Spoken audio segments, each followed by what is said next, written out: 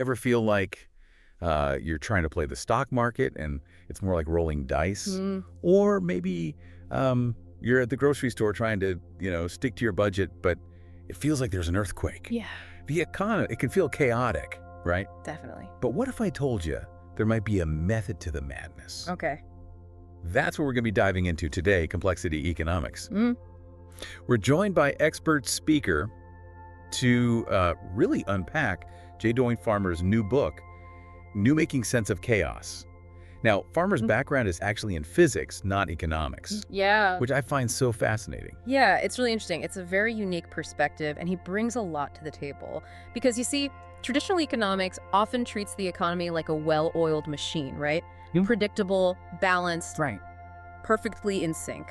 But Farmer, he's coming in with a physicist's understanding of these complex systems, and he's kind of suggesting that maybe it's more like a turbulent ocean, Okay. full of unpredictable currents. You never know exactly what's going to happen. Interesting.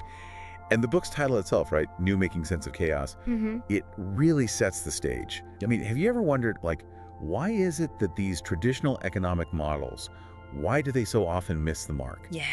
Especially when it comes to things like, recessions or market bubbles. Absolutely. And that's really where this idea of complexity economics, I think, really shines. Okay. Because one of the core things it does is it acknowledges that people, they don't always act rationally. Right. We're not all walking around like Spock from Star Trek Right. doing these perfect calculations in our head. We make decisions. Sometimes we have limited information. Right. We rely on gut feelings. Totally. We're influenced by, what our friends are doing or, Totally. It's like sometimes, you just got to buy those shoes, Exactly. even if it blows the budget. Yeah, exactly. There's something else there. It's not just pure logic. Yeah, bounded rationality. Okay. And then there's this idea of emergent behavior, Yeah. which I find so fascinating. And it always makes me think of those, those huge flocks of birds Yeah. that you see in the sky and they're all swirling around. Beautiful, but unpredictable. Yeah. Exactly. Exactly. And no single bird, right, is like deciding this is where the flock's going. But somehow, out of all these individual actions, these incredible patterns emerge. Yeah. Yeah. And so complexity economics is kind of suggesting that, the economy works similarly, Right. that it's not just, controlled from the top down. It's Yeah. more nuanced than that. It's bubbling up. Yeah. The individual choices, the interactions are key. Because, a lot of traditional economics, they assume that things will settle into this nice, stable equilibrium where everything's kind of in balance. But complexity economics is saying, no, the economy is almost always in a state of flux, Okay. constantly adapting to different forces, to internal forces, to external forces. So it's constantly in this state of what they call disequilibrium. Disequilibrium, exactly. Okay. So if we're not talking about, perfectly rational actors and predictable outcomes, how do you even begin to model something as complex as the global economy? Well, yeah, that's where it gets really interesting because Farmer talks about this difference between, simple chaos and what he calls complicated chaos. So think about, for example, the Lorenz equations. Okay. You might have heard of those. They only use a few variables to essentially try to model weather patterns. But even tiny changes in those variables, it can result in wildly different forecasts, right? Like a butterfly flaps its wings in Brazil. Exactly. That's simple chaos. Right. Right. But then you've got the economy, and the economy is more like complicated chaos, right? Yeah. You've got countless variables, constant feedback loops. And so to try to capture this complexity economics often relies on what are called agent-based models. Okay, so let's unpack that. Agent-based models, what are they? Yeah. How do they work? So think of them like simulations, almost like a very, very advanced video game, right? Right. Where each agent represents an individual or a business or even a government, whatever you want to model. Right. And essentially you program in their basic behaviors and then you kind of let them loose in this digital world and you see what happens. So you're not dictating exactly what each agent's going to do. You're setting the rules of the game, so to speak. Exactly. And then you're watching how they interact. Precisely. And this allows you to study how all those small individual decisions can ripple outwards and create these large-scale economic patterns. Wow. And it's really interesting. That's actually how Farmer and his team, they were able to use these models to accurately predict the economic impacts of the COVID-19 lockdown in the UK. No, that's what I call putting theory into practice. So how did they do that? So they didn't just look at businesses shutting down. They factored in everything. Supply chains, consumer behavior, government policies, Right? all of these different elements. Right. And their model was able to capture this interconnectedness. They called it, it's kind of an interesting term they use. They called it trophic levels of the economy. Trophic levels, like the food chain, Oh. like plants, and then herbivores, and then carnivores. Precisely. So they're applying that same concept to the economy, right? Oh. Because each industry, it relies on inputs from others, Okay. right? So it forms this complex web of interdependence. Okay, that makes sense. For example, think about what it takes to produce a smartphone, right? You've got raw material extraction, you've got manufacturing, software development, marketing. Right. Each level depends on the one before it. Okay. So understanding these trophic levels, how does that actually help us make sense of the economy in a practical way?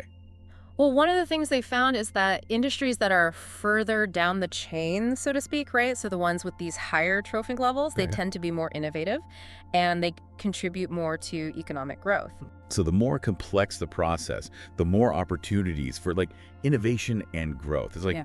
we think about like a tech startup, right? And they come in and they disrupt a whole industry. Right. They're often operating at that higher trophic level. Yeah. You know, they're the ones driving change. Exactly. And this has huge implications for like investment strategies, policy decisions, all sorts of things.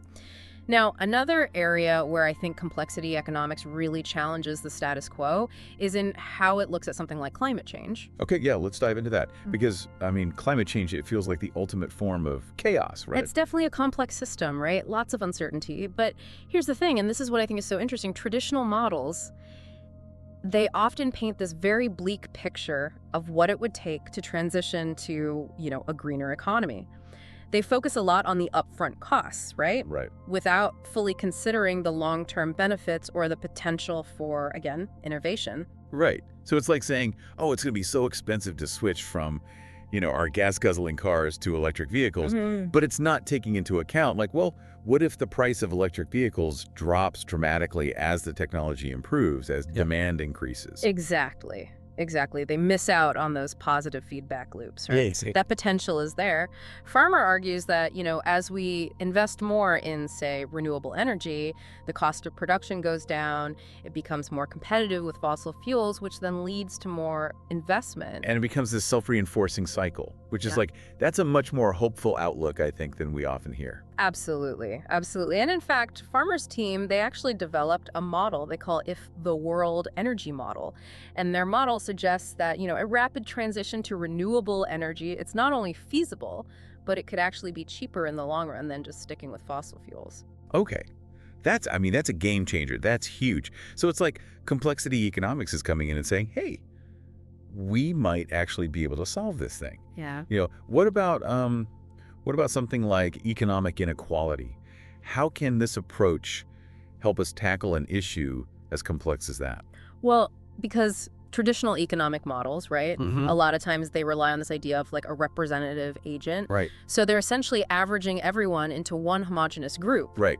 Everyone's the same. Yeah. But of course, we're not all the same. Right. And so complexity economics allows you to model, a diverse population. Each agent can have their own unique characteristics, their own income, their own, risk tolerance, all these things. So you could actually start to see how a specific policy, right, like let's say a tax cut or an education subsidy, you can see how it might actually affect different groups of people differently. Precisely. It gives you this much more granular understanding of the potential consequences, both positive and negative. It's like the difference between looking at, a blurry map versus zooming in on a high-resolution satellite image. You get to see the landscape much more clearly. Now, speaking of pictures, Farmer talks a lot about agent-based models. We touched on it earlier, but could you maybe walk us through like a specific example of how these models actually work in practice? Sure. Imagine you're trying to understand, say, the housing market, right? A traditional economic model might look at things like interest rates, average income levels to try to predict prices. Right. But an agent-based model would allow you to simulate like thousands of individual buyers and sellers, each with their own motivations and their own constraints. So you'd have like, first-time home buyers trying to get on the ladder, and then you've got families looking to upgrade, and you've got investors looking for a deal, and they're all interacting in this like simulated market. Exactly. And you could program in different types of mortgages, property taxes. You can even program in things like, rumors or speculation. Wow. And then because it's dynamic, you can run the model forward in time. And see how these different factors might play out. It's like you're creating a digital petri dish, but for the economy. Exactly.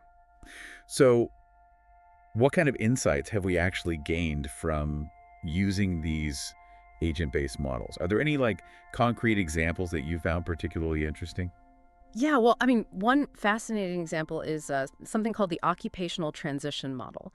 And this model, it simulates how workers move between jobs in response to things like, say, automation or changes in the demand for different skills. Right, because it's not just as simple as like robots are going to take everyone's jobs. Right, exactly. It's much more nuanced than that. It's about the ripple effects. Right, yeah. The new jobs that get created, the skills that are going to be in high demand. Right.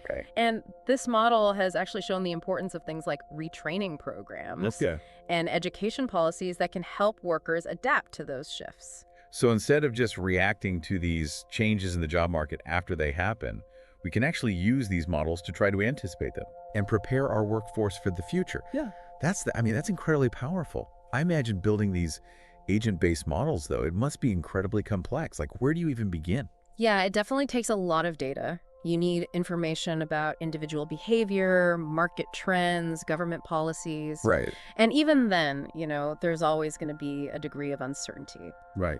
And that's why it's so important to constantly be testing these models against real-world data. Right. To be refining them, to acknowledge their limitations. It's like any scientific model. It's a work in progress, right? Yeah. You're constantly testing, you're constantly improving it. But even with those limitations, it does feel like complexity economics has this huge potential to like really revolutionize how we think about the economy. Yeah. It's not just about like, predicting the next financial crisis, but it's about using these insights to actually build a more resilient, a more equitable, a more sustainable future. Absolutely. And, one thing that Farmer really emphasizes is that this isn't just about, economists working in isolation. Yeah. We need collaboration across disciplines. Right. We need physicists, biologists, computer scientists. Right. All these different perspectives coming together. Because the economy isn't separate from everything else that's happening in the world, right? It's all interconnected.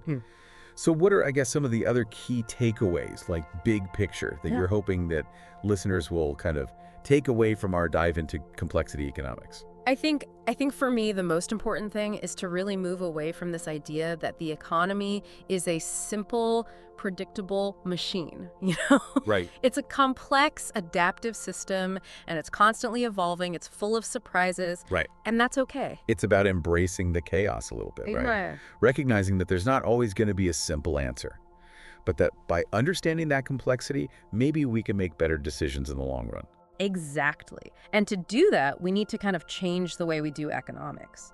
Farmer, he advocates for a much more, empirical, data-driven approach, right? Right. One that focuses on real-world validation rather than just, elegant theories. Right. It's like, show me the evidence. Exactly. Don't just tell me your model works. Prove it.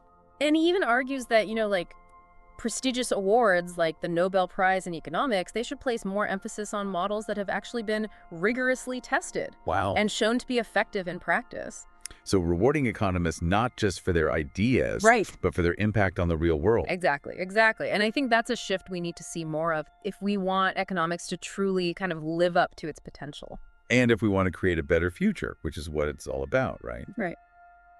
Now, after this incredible deep dive into this fascinating world of complexity economics, what's like one thing that you're hoping that our listeners will kind of keep thinking about long after they finish listening?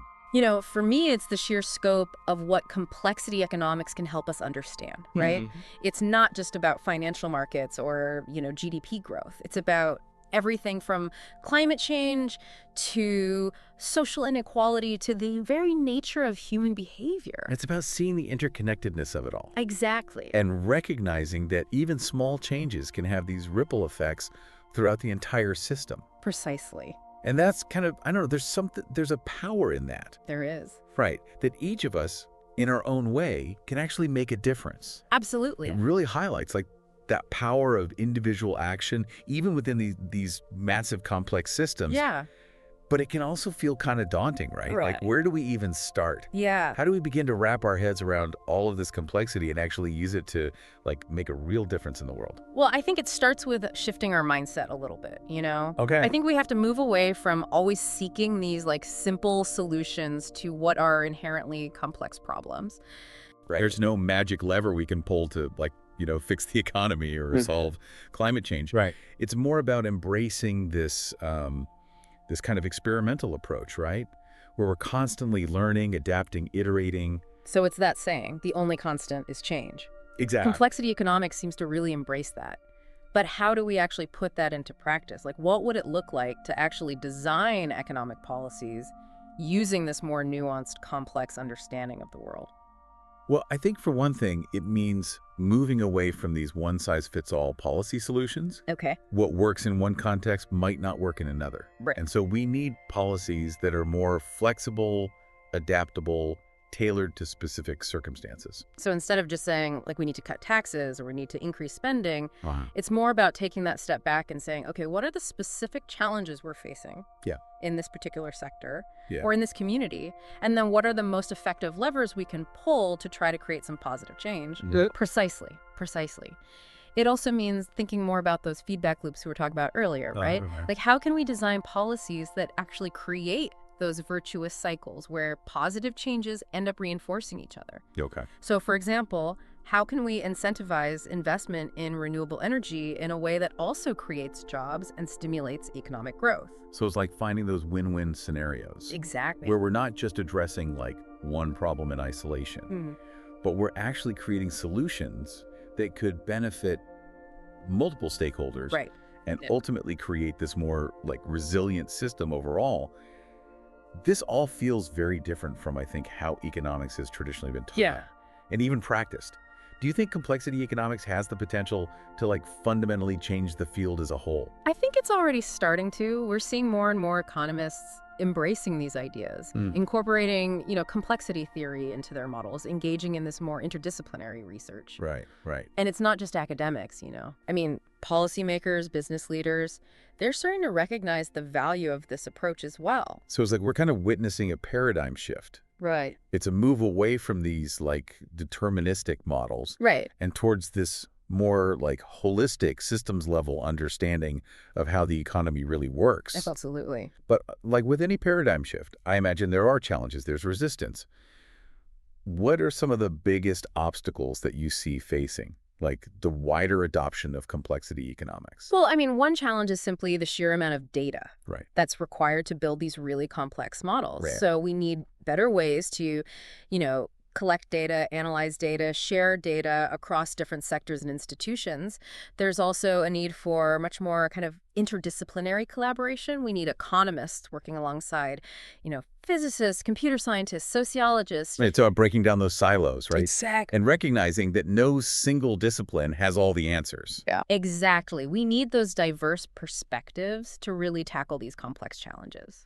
What about the role of technology in all of this? Yeah. How do you see that shaping the future of complexity economics? I think technology is essential. I mean, we need that advanced computing power to even run these complex simulations. Right. We need these machine learning algorithms to help us make sense of these massive data sets. But at the same time, technology is also creating new challenges, right? Yeah. I mean, think about the rise of algorithmic bias or the potential for AI to actually exacerbate existing inequality. That feels like a very fitting note to end on. We've covered so much ground in this deep dive. From the theoretical foundations of complexity economics to its real-world applications, its potential to really reshape our world. And so as we wrap up here, I'm kind of left with this lingering question for our listeners. If we could design an economy, right, based on this deeper understanding of complexity, of human behavior, of the interconnectedness of systems, what kind of world could we create? It's something I'll definitely be pondering.